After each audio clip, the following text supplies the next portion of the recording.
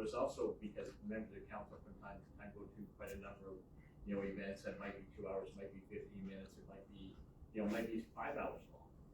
But there was no real allowance for that.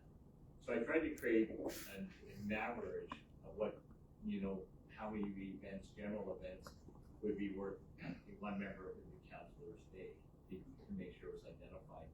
So I used 3 events, 3 general events that didn't fall under one of the other 2 categories to accumulate me basically worth a day of your time. So basically gave it a value of $325 for the per year that was allowed for one day. And they kind of did the breakdown based on the number of meetings, based on, January 1 to December 31 of 2022. And then from January 1 to November 8th of 2023, that was up until the day before. But one of the big thing was to do is just to kind of give everyone an overview what's there, and as information. And then how it equates to versus what was paid versus what wasn't. And it wasn't necessarily to point out one versus the other, but what it was to do is to give an accurate picture in, some sort of way to do so. But also what it's also to do, as we can go through, is look at it from a standpoint is that from year to year, council can have different committees and different appointments. So, where your personal life may not necessarily allow you to go to a number of conferences that you may normally go. And so from year to year, that can change. So one of the key things is that, looking at an overall view going forward is, let's say, for instance, a member of council, wasn't able to because of the family matters. So you see that you may have technically been advanced more than you generally earned, but the next year you might do it the other way around. So really what I'm looking to do is to suggest to council, there's a couple of different ways, is to look at calculating this on a 2-year rolling average, versus 1 year. Because 1 year might be a bit different than the other. And so then therefore your next year you might be busy and all of these slack that basically that could be construed as being paid for, you're gonna earn that back and more because you maybe were at more events next year and you got no difference in the overall monthly allowance. In addition to it is also in some cases, some members, were at more events than technically they got paid for. But one of the key things to do with that is to look at it in consideration of maybe providing, rather than additional dollars, is to look at it and say, well, maybe there could be the opportunity to provide maybe a charitable receipt for that difference. So basically, let's say, for instance, if you had, let's say, $500 worth of meetings that you should have been paid for, but you weren't because you were at that many more meetings, maybe the charitable receipt is issued for the $500 to offset to zero, at the same time to deal with that. But then if you go to a 2-year rolling average, where 1 year you might, like I said, has been not being able to go to events where you normally would, but then next year you're able to go to more, or you're at more sessions or more per day events. But it could balance out over a couple of years versus just 1 year as snapshot. So it was actually to look at that to see if that might be possible. It could be a 3-year rolling average. It could be, over the course of the term, because terms are 4 years. If that balances out, so at one point in time, it may show that that you may have been paid more than another, but at the same time, the next year, you may be at ones that you basically weren't paid enough. But it balances out over time. So, and because really at the end of the term, the goal is, the fact is that members of council, were paid what they are based on what was set up as criteria. And so I tried to put that together to provide some insight in being able to do it, but also to look into some different options that might be possible to help address some of those costs. Further, I was asked to talk about, evening meetings, what that potential cost would be on staffing. So in my report, I provided an overview of what that might look like if we were to go with our team for evening meetings and what that breakdown would be. And because normally with our public work staff and stuff, if we have a 3-hour, or they get called out, it's an automatic minimum 3-hour call. And if you have evening meetings, you're putting other stuff aside, you're having to do that. You don't know if the meeting might be 3 hours, it might be 2 hours, might be 1 hour, but you're still setting aside the rest of your night to do it. And so I'm just able to put a value to that roughly from what that would be. And so based on right now, is our schedule that was proposed and adopted, but if, until we have live streaming, they're going to be evening meetings. But with live streaming, it will go back to, our regular sessions. So with that, if we had 10 night meetings, well, that would be the potential cost of that would be for staff time, but that doesn't include my time at all, right? Your finance do. So that just is there to provide information. So Question? Yeah. We are working, as we can see, to get to live streaming. So 10 meetings is probably a generous estimate. Hopefully by the end of January, early February, that point becomes moot. We revert to our normal schedule. We're live streaming and everything. Right. So I appreciate the numbers of what it costs, but it may not be realized, right? And right now, because we were working to get the live streaming and everything working, yeah, it is an expense we need to spend. Right. Just curious, when you say revert back to our regular meetings, are we talking alternating evening, day evening? Yeah. Yeah. So the 10,000 or the 10 evening meetings is still accurate. Right. It would have a cost of $13,000 approximately, for the year, and that's based on the calendar that was presented and adopted at the organizational meeting for 2024. Yeah, it'd be the 20 meetings that isn't really relevant. Yes. But it Yeah, would but be the 10 would still be relevant. Yeah. But it's no more than we've been No, spending, No, well, and that's okay. sort of I a, was asked to provide just what it costs. yeah. Thank you for the information. Can I get a motion to accept this information, please? I'll make that motion. All in favor? Carried.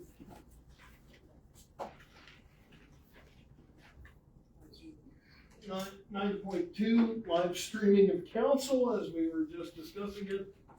Okay, that Mayor Jack, member of the council, Chris, if you'd just like to provide you with an exceedingly amount of volume is not to work on this file, and you got it to the stage where you'd like to share. Sure, so currently council, I've downloaded and trained myself on how to use OBS, which was the system that council approved at the last council meeting. Based on that, we're doing a trial recording today to see how that will be, how that will play back. And we have come across some situations that I know that we're going to need. For instance, in order for staff to be recorded, we're going to need some microphones for staff. New microphones also probably means a new board to put those on. So I have contacted Long and McQuaid, who did the original installation of our microphones, to give us a quote on what that will look like. I have not heard back from them yet. And then as well, with all of this equipment that I have on this desk, this actually needs to move. So the intention is to also have Long and McQuaid move all of this equipment over to the staff table. And so I'm waiting for, again, all of that. So he will need to probably come out here, Gary from Long and McQuaid, to have a look and see. But currently that's where we're at. So with that, I believe our target date to begin live streaming officially is, I know that you're not here for the first meeting in January, correct? Correct. So we would want to have everything ready to go for the second meeting in January. Of course, that just is going to depend on Long and McQuaid and how quickly they can do this, do these requirements that we need. But that would be the target date. That would be the target date, the second meeting in January. Thanks, Chris.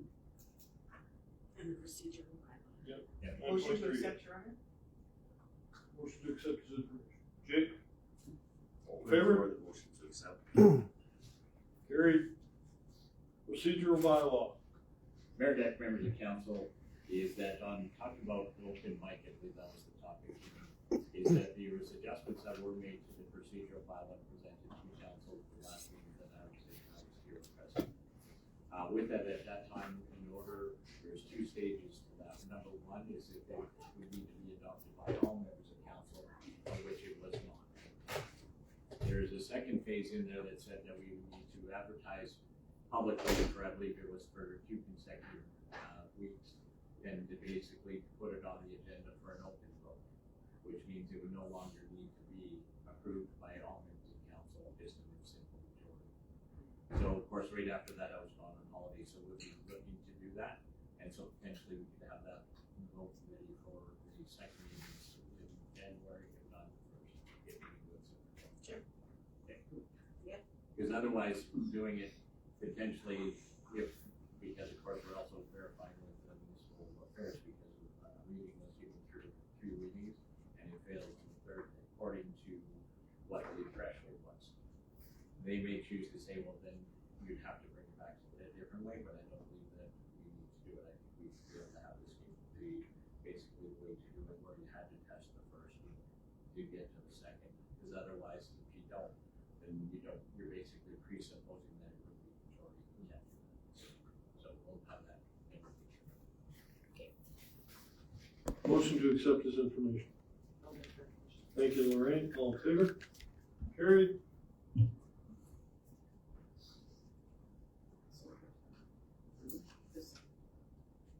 South End Development Update. I believe if I'm correct, this is in relation to some challenges with the neighboring and budding park properties and the fencing and the drainage and such like that with it, is that I can say to everybody is that I've been working with one of the residents there very closely, and we're actually garnering some quotes in addition to the developer, and we're actually looking to do a compromise that could be there, and so we're just waiting for some final quotes. The compromise we're looking at is phase 1 would we look at a 10-foot high fence, and the second phase would only be 8 feet high. So we're looking to do that, and as soon as we have more information, we'll bring that forward and update. And it has been, I've been in constant communication with one of the residents that's been perforating that information to all the other residents that I'm aware of. So that's what I have. Jake?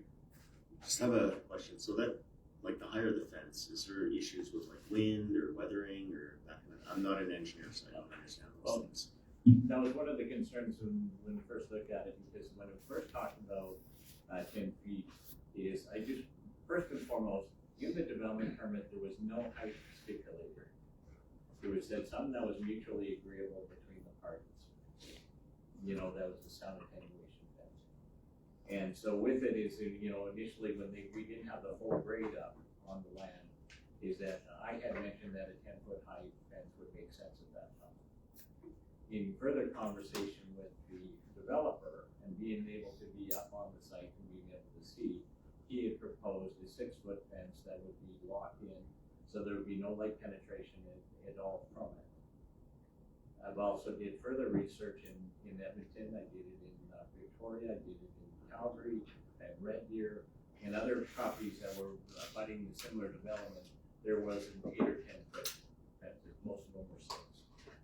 And I believe I even did some checking on the city of Toronto, using it between those type of developments in residential areas and such, is roughly about 6.2 feet high, is the maximum.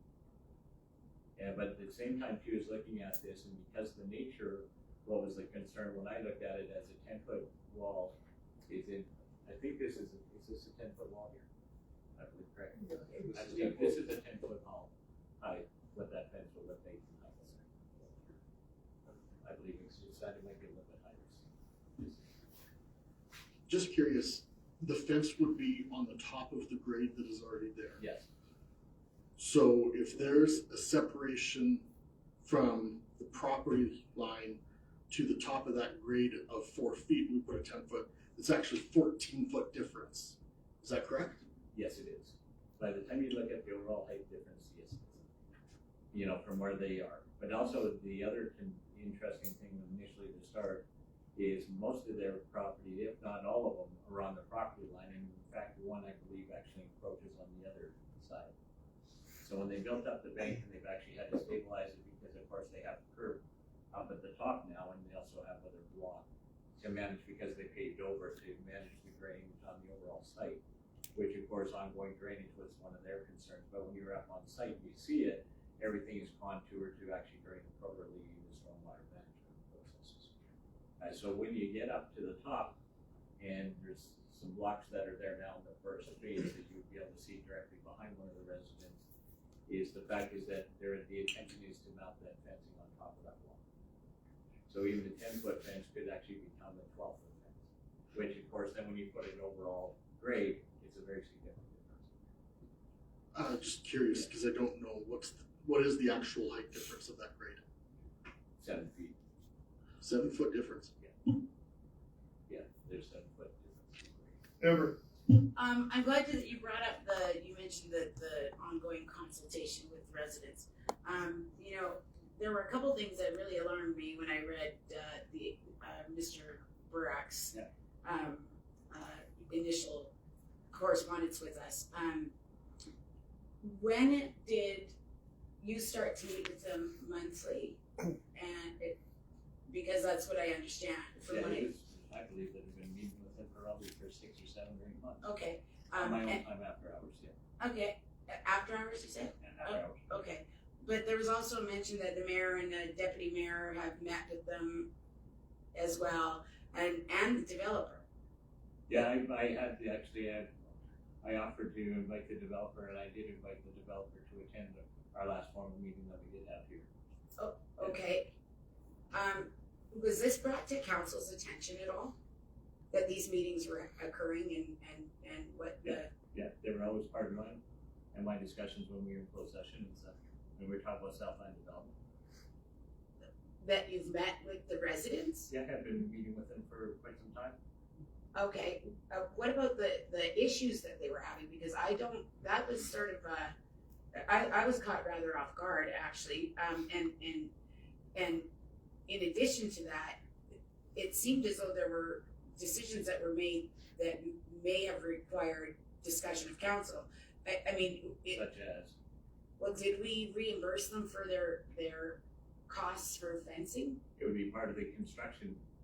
Yeah, did you bring them a check that was written for them, for the residents, coming from the town? Yeah, it's based on that, because it's part of the construction project, as part of the damages that would come with it, an unhappy person in that. You know, we're talking about, I believe, a $120 million project work on there. No, I know that, but I have It's a, part of, it's generally part of operations when I'm looking after a project, you know, and so in normal cases, you look at that and you'd say, well, that's what I do, you take care of it. but, well, my point is the lack of transparency. The checks went all through payables. Okay, are those the redacted ones? No, not at all. Not at all. Oh, okay, well, that's great, I'll have to go back and look. The other thing that I do have concern about is offering the residents, I'm not in favor or against, but offering them a decrease in their taxes. I didn't actually have to offer that. That was actually a fact that they're entitled to that based on abutting and construction work, and that was done by our assessor. He said because they're abutting construction work and it's more than 2 years, he has the ability to adjust their. Okay, and my That point, wasn't my Mr. O'Malley, is that I have a little bit of a concern that wasn't brought to council as a whole. I didn't even know that the residents at the end had such problems. To be honest with you, I didn't know that the mayor and the deputy mayor met with them or anybody else for that matter. We've had discussions with them. We've actually been how many meetings? 2 or 3? Two And of there's deputy mayor, 3 or 4. Oh, and they were relayed? I think that, you know. I believe there was invitations that were sent out to all the council. No, Yeah, there was invitations. one, Yeah. There was perhaps a number of one. them that they did. You bet. Oh, could you forward me those emails then? Because I'm sure you have them. I believe all members of council should be emailed. Yeah, The forward ones them. that they send out invites to. Yeah, could you forward them to me? Because I'd like to read them and see when in fact all of council was informed. Yeah. Thanks, great. Motion to accept this information. Thank you, Jay. All in favor? Carried. 11.0. No, auditor findings. Oh, sorry. In the, I think that this can be discussed in a public session, as we discussed it with the auditor. When we met up with the auditor the second time when he was invited back, there were a couple of discrepancies that, particularly the 2013 write-off for Landrex for the $32,000 that It's still on the books. I believe it's still on the books. not according to the It's auditors. still on the books. I believe that was one of the questions, do we keep it on the books? No, I asked if that was the same $32,000 that was Landrex owed from 2013. When you had conversations with him, you had them in closed session. And you came in. And We invited you back in. I believe, no, when you asked him those questions, that wasn't part of that. No, Because that's when he came in separately. Yeah. And he met with you all on his own. that's right. And then when it came up to asking questions, there were two anomalies that were found Right. to the two developers, Landrex and Malholm, I believe. And they were write-offs for, One was for development, that was, I believe that was, if I'm correct, West Gibbons area structure plan. what's the $32,000 then? My understanding of that 32,000 is that when they, because this happened actually before I got here, just actually, I believe I came just after when it was initially, going for second reading of the council of the day, is that they had actually were priced an area cost for area structure plan for, I believe, I want to say planning services, engineering services, and I believe also legal. And they were quoted a price, and next thing you know, they got a bill that was more than that. And so they said they weren't gonna pay that, but we kept it on the books, and that wasn't part of that bill. But it was kept on the books, and they, suggest we can take it off. I said no, because we're gonna try to find a way to get that dealt with. Is this the same, see, I was there 10 years ago. But no, I understand. So is this, I know that we received a payment from Landrex back then for money that was outstanding prior to my time and your time here. And they reimbursed a portion of the cost that was actually part of the money that they had agreed to pay as part of that. But then there was a portion that they were overbilled, or they felt they were overbilled, which is 32, that they said they weren't paying. Okay, but of the 32, I know that we received a check, I believe, if I'm not wrong, for $20,000. Yeah, there was a portion that was in addition. I believe the bill, if I'm correct, was in the 52 range or thereabouts. Then there was the additional. So they made that payment based on works that they had agreed to pay, and what they didn't. The rest was money that they didn't agree to pay. What's the other, the one for Malholm then? Fire services. For I think it's like $15,000 or $19,000. It's probably about 15, I think. 15. And how come that hasn't been paid? School collections. I'm sorry? It's in collection. Collections? And that was actually because they had fire on their service that actually, they had a house in there, and we had billed them for fire services to put that out. We had to actually go back to that site, if I'm correct. So we billed them for fire services, and, I believe that she ended up without having proper insurance, and so we billed her for it. Okay, if I could ask, I'd like to get clarification on what the $32,000 that's outstanding from Landrex from 2013 exactly is for. I would also like to know what the full amount that was owing back then. Yeah, we can track that. Yeah, and I would like to know how much we were paid and when we were paid by Landrex back then, because my recollection, it was 20,000, and then I've consulted with some other former counselors, so I was just a little confused, and I didn't know if that was the same. That's news to me that it was 52,000. Yeah, it was that same project. Right, and I 52. That's news to me. I've never heard that. Right, but if the administration could bring that information back next meeting, I'd appreciate it. Is that a motion, Councilor Harris? Yes. All in favor? Carried.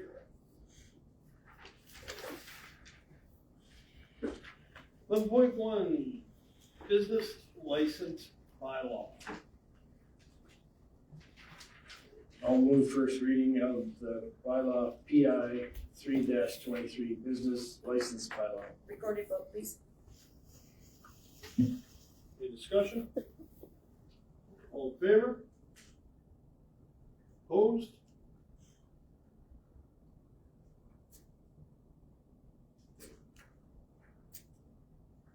We want to make a motion for second reading. I'll make a motion for second reading. Recorded. All in favor?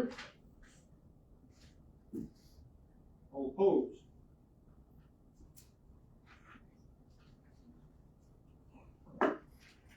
To go to third reading, we needed a motion to go to third reading, and it must be unanimous. I'll make a motion to go to third reading. All in favor? All opposed? Go third reading. 11.2, municipal master rates bylaw.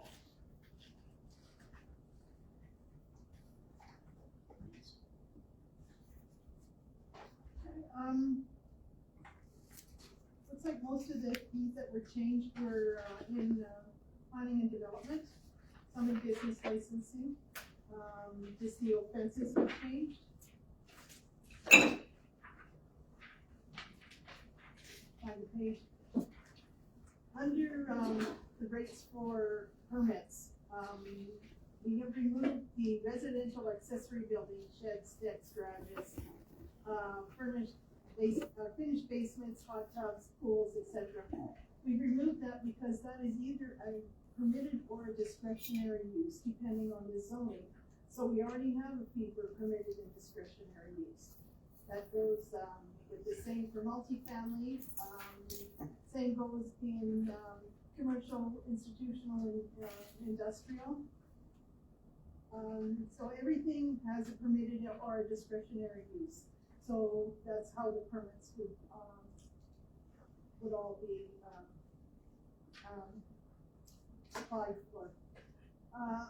Under signs, we have some new fees there we have permitted use signs, discretionary use signs, temporary signs for 3 months and 6 months. We have always charged for signs, but now this just lays it out so it's a little clearer. We're trying to make this as clear as possible for when somebody's looking it up on the website, that they would be able to understand. For compliance, regular services are now within 5 working days instead of 3 working days. If the girl doing the compliances is out of the office, we need 5 days if I don't happen to be in. And that's still the same price, $150. And rush service is now 2 working days. If they bring it in at 4:30 on Friday afternoon, I mean, we can't do it before Monday morning, so 2 working days. So the same goes for compliances for the industrial. The miscellaneous charges for demolition permit, we've reduced that to $150. We don't have to do a lot for demolition. Inspection group has to do more than we do. We just have to take in all the paperwork and collect all the stuff saying that everything's disconnected. Realtor GIS access, they don't have access now, but when we finish with the new updated GIS system, they will be able to go online, and if they pay a fee, they will be able to get the information. You don't have to look it up. By paying the yearly fee, they can go on and get all the information they want. Revised plans. The people are giving us plans, and then they decide to revise them. There's a cost because everything all has to be looked at and reviewed.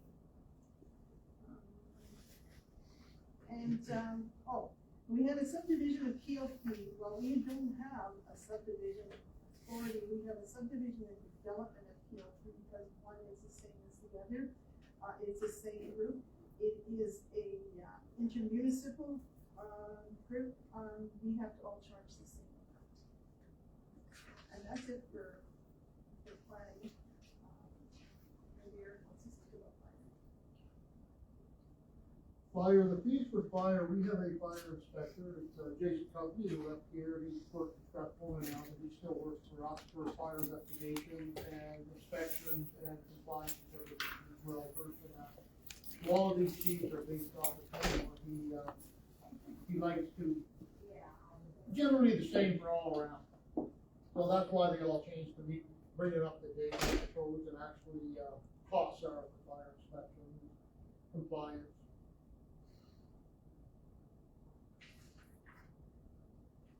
And fire services is, they didn't change, they're all the same. Our rate for a fire truck is $600 an hour. The only time we really bill anything is if it's a structure fire, because we have additional units coming in to assist us. And, we have to pay the bills, and I'm gonna say 90% of the people have insurance for fire department coverage. So it goes through their insurance. We do not bill for medical calls or anything else like that. Alarms, the only time we'll bill for an alarm is Laura sets her alarm off because she's smoking. I'm gonna use you as an example, and it did happen. Smoking pot, set her alarm off, you go to the door and he's higher than a pipe.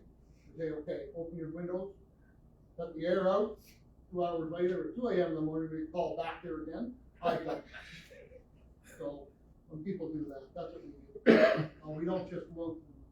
If they're wasting our time because of, we get the alarms all the time for Scoopy, they usually bring a Scoopy to the firewall, that's a good thing. I'm okay with that.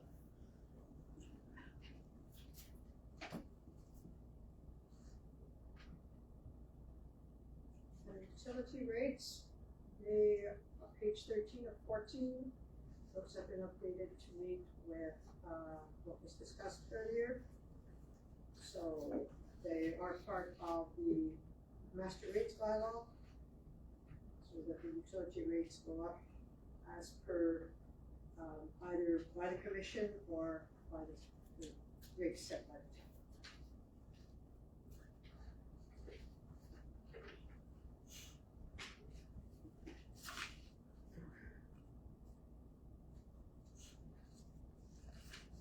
I got a motion to, First reading. Recorded vote, please. Bylaw. all in favor?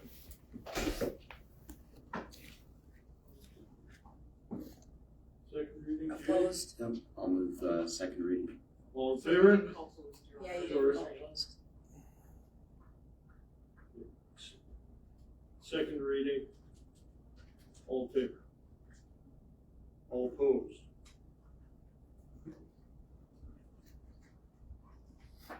I'll make a motion for third. All in favor? Opposed? Okay, we'll be going to third reading. Staff reports. Good afternoon, Mayor and Council. I just am pitch hitting for our Director, Stephanie Peters, today, so I'm pleased to give our report. As of last week, when Stephanie and I sat down about this report, the Fire Department Food Bank Drive had brought in about 11,000 pounds. It is still coming in, and cash is still coming in as well. And I just want to take the opportunity to thank the whole public. This has become such a wonderful tradition in our community. And the number of people that are involved in making this happen, from the fire department and going out and going door to door and collecting all the goods, to the Alliance Church Youth Group delivering those bags to every household in town, and to the Seniors Club for stapling the information on it, to an anonymous donor who, a group that donated all those candy bags as well, which is a wonderful little tradition that we have been doing for a long, long time. So again, it's just a beautiful event that supports our food bank in the months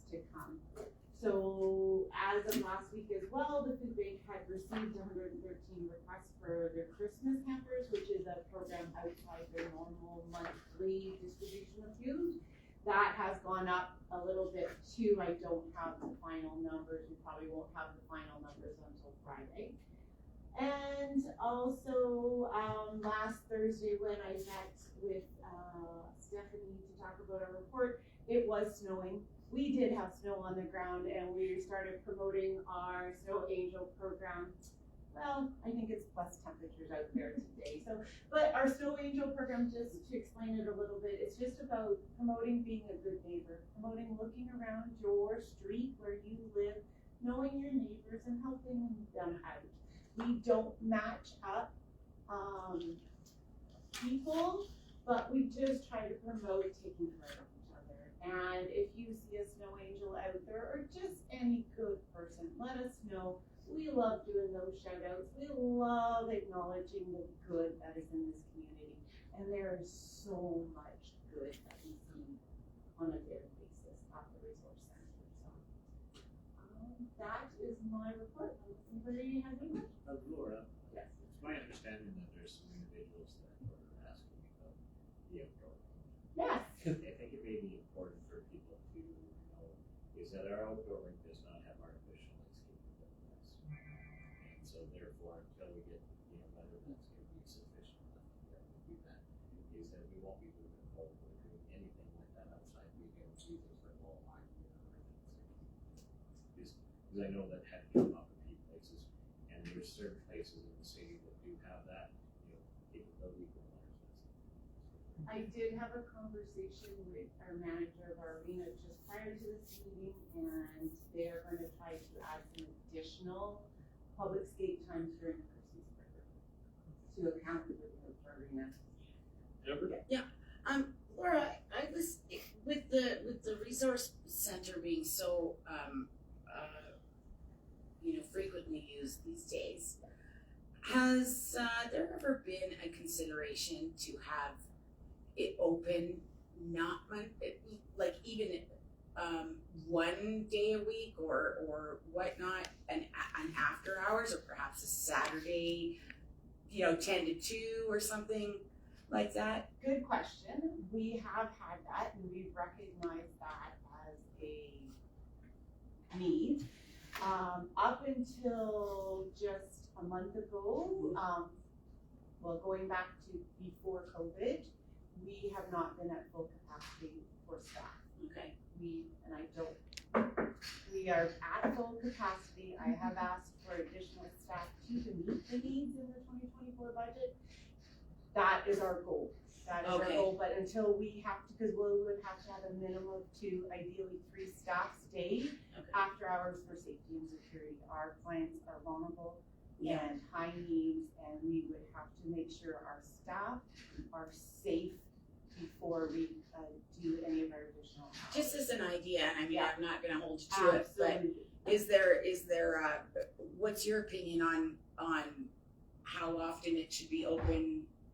Outside of business hours, would one evening or a Saturday afternoon, just something what do you think? Do you have direct? I would say probably more of an evening than a Saturday, because Saturday people around here do stuff. Yeah. They're leaving just to go do groceries and kids stuff and everything else. I don't think a Saturday would be ideal. An evening, we have also talked, our plan was when it snowed and got cold was to have an evening, a couple evenings open for our winter coat drive that is going on right now, but there hasn't been any. So, we have done that in the past. We've had some special evenings where we've opened up late at night so people could come and get coats and warm winter gear. That was the plan. We just haven't. Do you think it might be a good thought to even do a pilot project? And then where you guys keep stats or whatever, and then we figure out if Tuesday, Thursday evenings, we've had this many clients or residents attend and request, like that kind of thing. Absolutely, but until the budget is fine, I can't do something like that. Okay. In addition, with the youth center, the position at the youth center, again, our goal is to have that place open every single day and have a later night for our older teens. But until that passes, that's our plan, that's our intention. Okay. We're just waiting for approval. Yeah, to add to that, I brought this up before, as Laura knows. I would like to see the resource center open probably twice a week in the evenings. I understand that you have made special appointments for people who absolutely can't get to you during the day because of work or whatever, and I appreciate that, but I do think that there is a good reason to be open in the evenings. A lot of people work and they can't get there by 4 or whenever it is you're closing. So it would be great if there could be a time where they could get to you.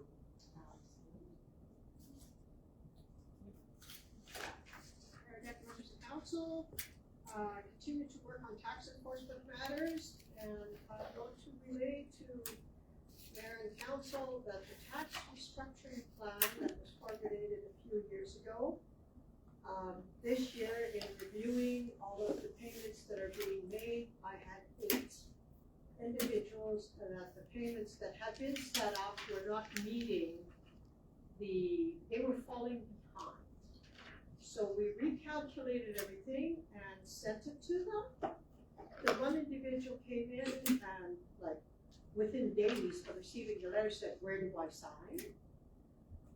2 other individuals came back to me and said, "No, we're doing good. We want to increase our monthly payment." One of these individuals will be caught up in 12.5 months.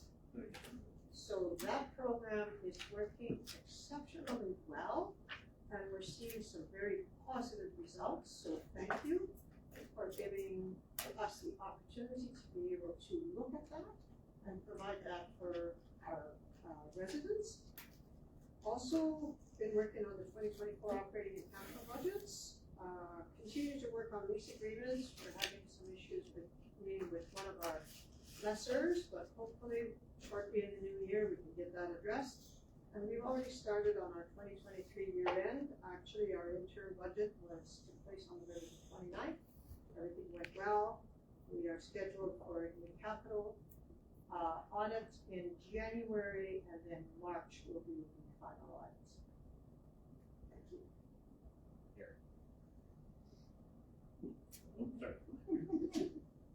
Members of council. Our business breakfast was fairly well attended, not as good as some, but they will look at doing it different next time. It seems to be I don't think place now that the other one's closed. So that's about it. Just kind of looking forward to the new year, and I'm going to be working with the GFRC on some of the events coming up to involve our businesses. Okay. Taking on the whole new persona. Members of council, public works, we're doing a project catch up on all the little things that fell behind. So we're slowly getting caught up on all the little things. Water meters are being installed as the appointments are made. So we put the green tags on the door, and the people that go do it, they have the meters rate the vehicle. So if the person says, "Oh, come right now," 20 minutes to meter. So we're trying to increase everything as we go.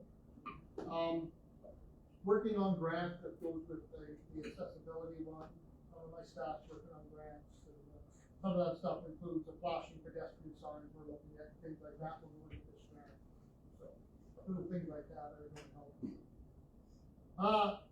Snow removal as required. Knocking on a whole bunch of wood because we don't have any. Fire department. So town calls is 162 plus one more. We had one the other day in alarm. County calls is 134 now. We had 2 MDCs yesterday, but they were minor and no injuries. And the membership is at 28. I had one member who decided to step down, military, and she hasn't got a level 1 yet, and good chance she's going to be deployed, so she stepped away until she. Question, Chief. It goes back to Public Works. In the cultural center, our handicapped washrooms have low toilets and no handles. It was something brought up by a senior to me, and I brought it up to Steph, and I'm sure she's gonna bring it to you, but those would be two really easy fixes: A raised toilet, and B, handles, because it really is needed, and I don't know why it wasn't built like that. That's what we need to do today, if we could. Yeah, we need that. Mayor Beck, that is part of our accessibility grant that we're applying for. Public Works has been going around to all of the public buildings and assessing that exact matter, so that's all being put part of the grant, as well as lighting of some of the sidewalks and providing the accessibility for wheelchairs in the corners. That's all part of that grant that we're putting forward. And would that include the dewdrop having an automatic door? Yes, and the door would be at the back. That also includes railing at the dewdrop. Okay. That includes enhancement and widening of all of the sidewalks at the museum. That grant includes a new bus. Because if they will give us the funding for a new bus, that's because it's all to do, that accessibility grant is to assist in making all facilities in a community more accessible for disabilities, youth, seniors, people of minority, all of that. So it's quite encompassing. So it's quite a grant, and it has to be in by 5 o'clock today. All right. So I've been working on it for the last couple of days. And project updates, the cottages subdivision, we're just waiting for the remaining from Select.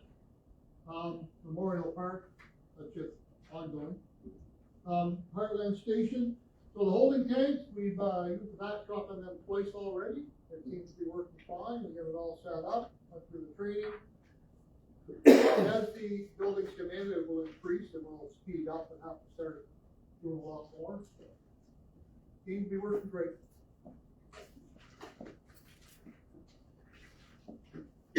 Motion to accept as information. Lorraine, all in favor?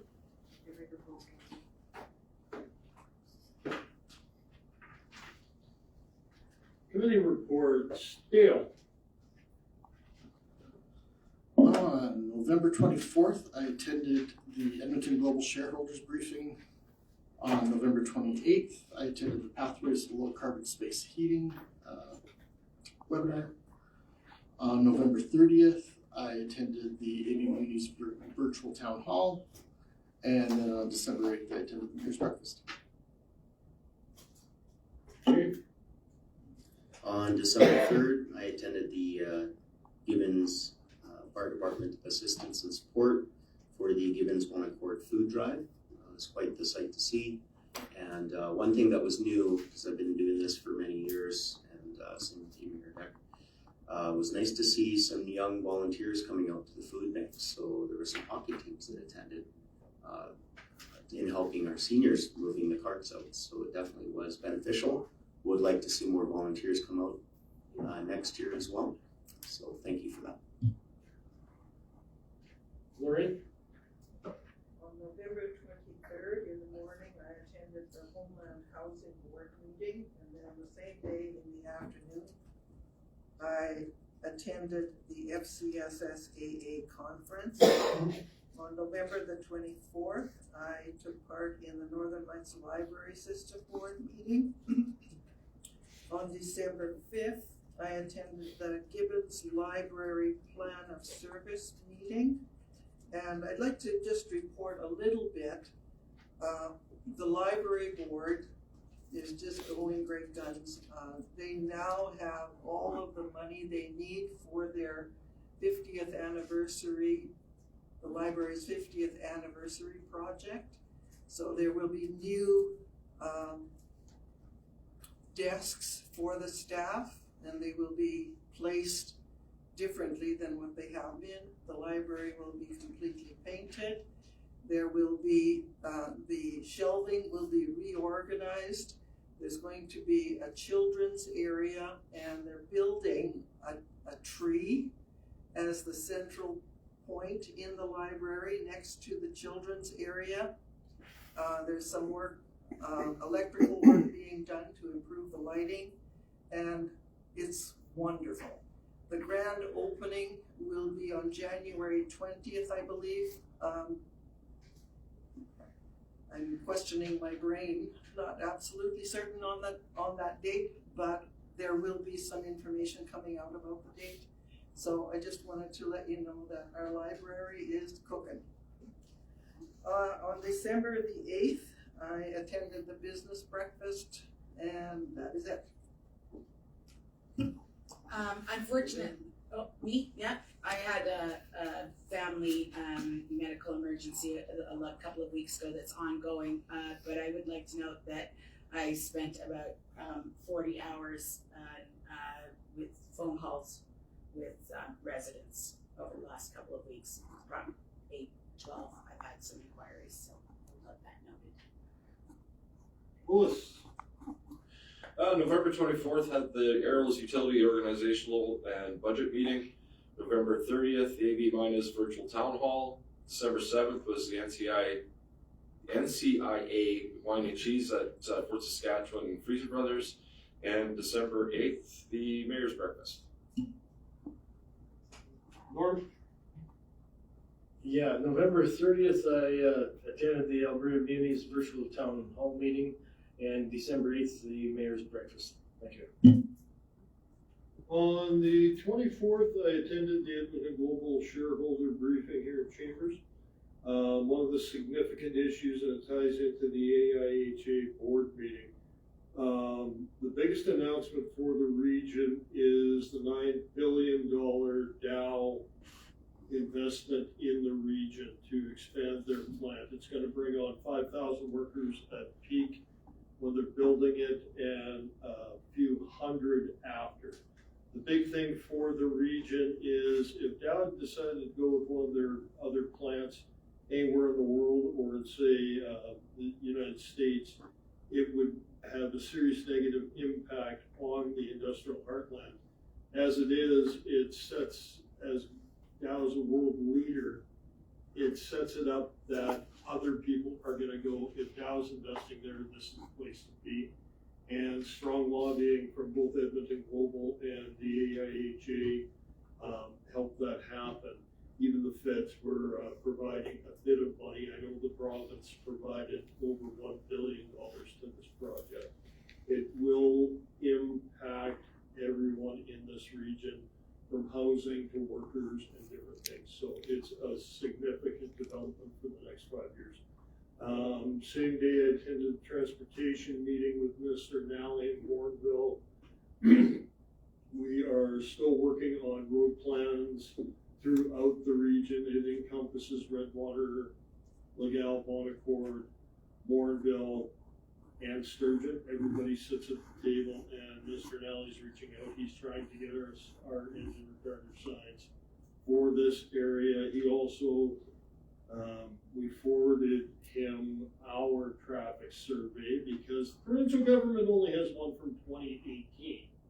Not that we showed them the one we gave them for the new development, but that's a whole different issue with the provincial government. Had a meeting with the Spartans Hockey Club just on where they want to be and how they enjoy being in Gibbons. They have people traveling from as far away as Cold Lake to come here and be members of the Spartans. On the 30th, Edmonton Global had a meeting at their offices. We at the Consul General for Vietnam there, and it was very interesting. They have industrial parks very similar to Alberta Industrial Heartland, but they also are very close to the shore, if you know how Vietnam is built. And it was very interesting meeting him, and the things they're talking about industry, and some of the takeaways are what we should be doing for the industrial heartland. Did the AB Munis Virtual Town Hall. Most significant issue is the fact that there is a push on by the provincial government to have party politics and municipal politics, which, depending on how you're voiced, it could mean someone from Leduc could be donating money into Gibbons to get someone elected. They're talking that type of party. And I don't think that's appropriate. I think we should all be self-funding. And I also think we should leave our party at the door, because the only thing in the Municipal Government Act that makes sense is you must do what's best for your community, not yourself, not your friends, and not your neighbors. What's best for the community as a whole. My personal soapbox. And on December 1st, I attended the AIHA board meeting. A lot of talk about Dow and the upcoming anniversary for AIHA, 25 years. December 3rd, did the food bank drive. What a fun time, and something we've done for years. The Spartans and the Pioneers came out, so shout out to both the youth hockey groups, because some of those bags were heavy, and I could hardly move my arm after emptying the truck a number of times. On December 6th, the Morinville Chamber of Commerce had hosted a luncheon with most of the charitable organizations in the area, Jesse's House, to just name one. On December 7th, I attended the 3rd Canadian Division holiday reception. Spoke to the commanding general, who is in his last year before he gets posted after 2 years. But him and his wife come out here and hike our trails. I said now they can come to Tim Hortons, get a coffee before they hike the trails. And if we get snow, they'll come out and cross-country ski them. Very nice event, very well thought out. It was good to see a number of people that I haven't seen in a while. On December 8th, I did the Gibbons business breakfast. Nice to see everybody out for early morning in a new venue. On the 11th, my wife and I attended the RCA band concert in support of the MFRC. Probably the event that kicks off the holidays, that and the food drive for me and my family. And if you ever want to get tickets, they're free. And go, and all the funds, all the support goes to the MFRC. So that ends my report. Merry Christmas, Happy New Year. I'll make the motion to accept this information. All in favor? Carried. No correspondence. Meeting adjourned.